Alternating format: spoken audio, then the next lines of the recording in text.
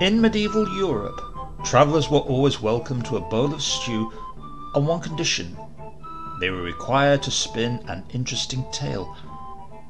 On this occasion, an unusual traveller joins the queue of Eric the Boy King. Finally it was my turn to speak, and a good thing too, because I was famished. I'll just spin them my yarn, I thought, whatever it takes to get a bowl of stew, and maybe a good deal more. "You there," said the Boy King, pointing the sword at the knight below me. "Tell us a tale." "Just a minute," I protested, swooping down to the table. "I believe I am next." The assembly was surprised to hear a bird speak, but I didn't get the big reaction I usually get. Generally there are cries of "Ah! Witchcraft!" and "Boil the demon chicken!" But this time just a few raised eyebrows. I suppose after the stories already told this day, the assembly had become accustomed to the fantastic. I fluffed my feathers. "Well, do I get my rightful turn? Will you deny a bird his feed?" The Boy King smiled. "Proceed, Master Chicken." I am not a chicken," I said, feeling slightly miffed. "I'm a dove. It's a completely different thing. Chickens are dirty creatures who chatter incessantly and deposit their droppings on whatever patch of ground they happen to be inhabiting. We doves are far more discreet." "Accept my humble apologies, and pray proceed, Master Dove." I bowed in thanks. Now for my story. Not mine, of course. There must be one I could drag up from my childhood memories. I would make them drag mine from me. Yes, my story. Once there was a noble knight who searched far and wide for the Holy Grail. A noble knight behind me in the queue raised a chain-mailed finger. "That would be me, and that would be my story." I changed tack hurriedly. On a fine summer's day, 3 little pigs decided to move out of their mother's house. "Heard it," said the Boy King. I tried again. "One morning, a lowly orphan received his invitation to attend wizard school. The boy's sword quivered a hair's breadth from my beak. "The line is long, bird. Tell your tale, or forfeit your meal." I tried to make light of the situation. There are only 7 stories anyway. What matter the tale, as long as it's well told? "There is only one story here now, Master Dove," said the king, frowning, "and that is yours. Are you willing to share it?" I snapped at an impertinent flea between my feathers. The whole affair is a tad embarrassing, not something one likes to talk about in polite society. The knight chortled. "One talks about? Polite society? You're very well spoken for a chicken." "Dove," I snapped. "And yes, polite society. I am, after all, royalty. Or I was, until I was transformed." The knight elbowed a hermit beside him. "Don't tell me you're the missing Prince Husnivar." I didn't answer, just clicked my beak modestly. The knight drummed his fingers on an armoured forearm. "So you're saying, little chicken, that you are Prince Husnivar, heir to the Montvar kingdom, not to mention the Mountain of Gold. But everyone knows that the Husnivar brat was transformed into a pig." "That isn't true," I chirped. "Well, perhaps I was something of a brat, but I was never a pig. Never. There was a pig in the vicinity when my transformation took place, and it caused some confusion. That's all." "Whatever you say, Porky," said the knight, winking at the assembly. I was really beginning to dislike the man. "Speak, Prince," said the Boy King, interrupting the general laughter. "Your own story this time." It was time for my story.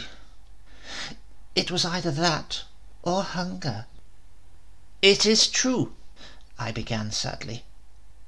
"I am Prince Husnivar, or rather I was.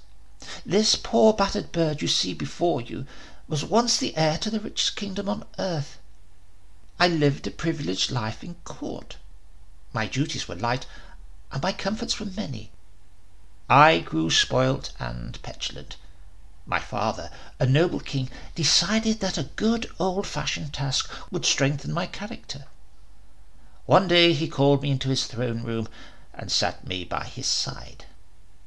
"One day the big chair will be yours, Hasni," he said, "and I don't think you have the bottom to fill it. I've been watching lately, and you have no respect for your fellow man or beast. You need to learn that respect before you can be king." There was a golden tray on his knee, and on the tray rested a common grey rock. It was about the size of a rabbit's head, and streaked with white. "This is the Karma stone," my father explained.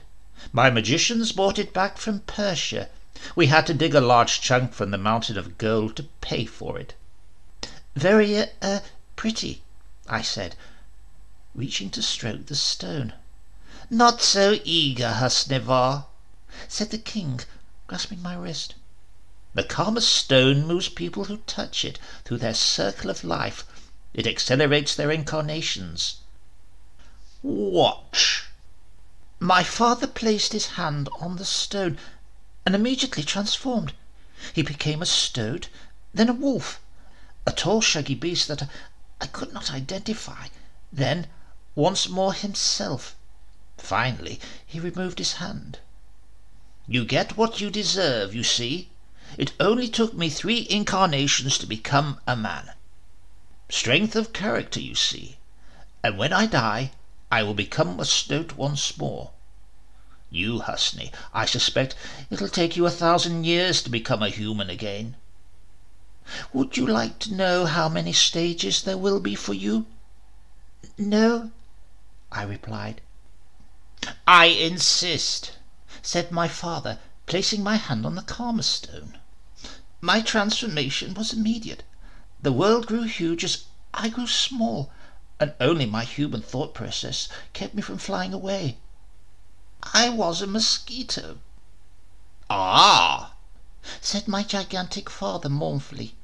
"It is worse than I thought. You will begin your next cycle as a mosquito, very low on the reincarnation scale."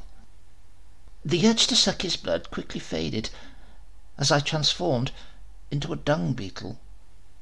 "Still an insect," noted the king.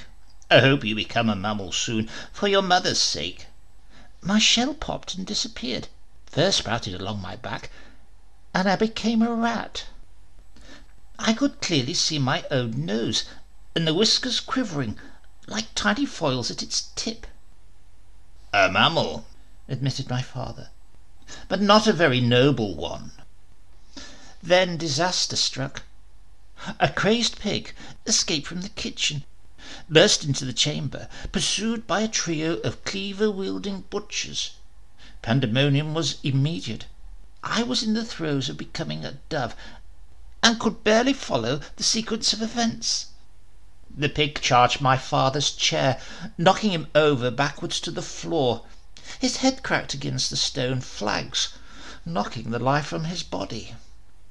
My contact with the Karma stone was roughly broken before my human senses had asserted themselves. I had become a dove, with a dove's brain and vocabulary. The pig lunged, the butchers swiped their cleavers, and I flew. Oink, roar, and coo. I followed my dove's instincts and found an open window. In minutes I was miles away, riding the tails of a westbound wind. For 2 years I roamed the skies as a simple dove, with no inkling of what had befallen me, until one summer I made my home in the eaves of a cottage, and heard human voices once more. These voices stirred something within me, waking memories and senses. I realized that I must return immediately to my grieving family and assure them that their son and heir is alive and well, if a little indisposed. Once they hear what my late father did to me, I feel sure that I will be welcomed with open wings, arms. So that is my quest, and I have only stopped here for a much-needed meal. I finished my tale, dipping my beak in a convenient water jug. My story had been a success. Already the waiter was filling a bowl of stew. The knight removed his helmet. A fascinating story, chicken. Prince Husnivar, you say? Alas, yes, I said, sad yet noble. Amazing. The calmest stone, you say? I snapped my beak. Yes, that's what happened. The knight removed one gauntlet. And tell me, chicken, prince, about your famous family birthmark. Birthmark? I had a famous birthmark? Ah, yes, of course. The heirs of the Mountain of Gold always have a birthmark in the shape of a birthmark. The exact details escape me at the moment. Not all of my memories have returned. The knight peeled off his breastplate. Let me refresh your memory. The birthmark is in the shape of a peacock's fan, rather like this one. There was a birthmark on the knight's side, in the shape of a peacock's fan. I flapped my wings nervously. So that would mean that you would be... Prince Husnivar, completed the knight. I've been away on a campaign.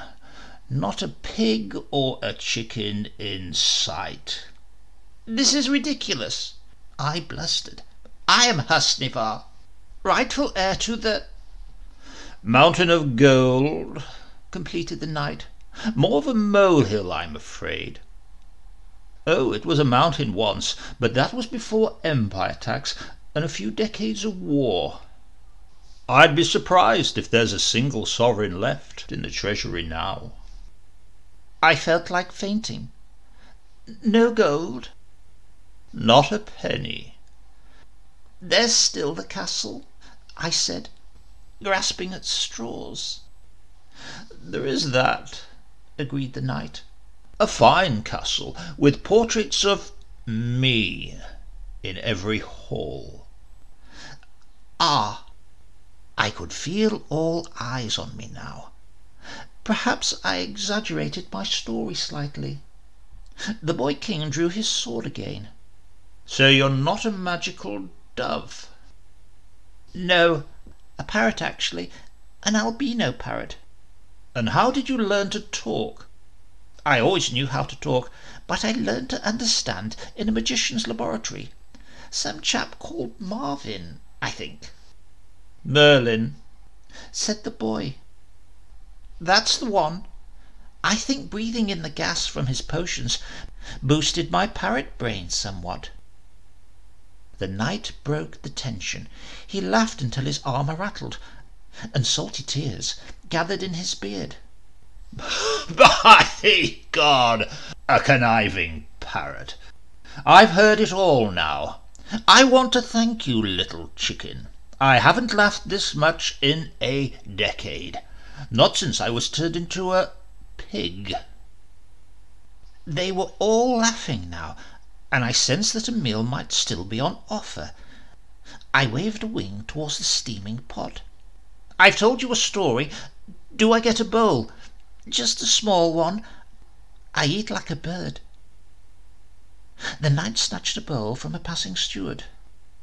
Of course, young prince, your lies are worth a few chunks of boiled meat. I peered into the bowl. The soup was grey and unappealing. And what meat would that be? I asked. Prince Husnivar winked maliciously. Chicken, he replied.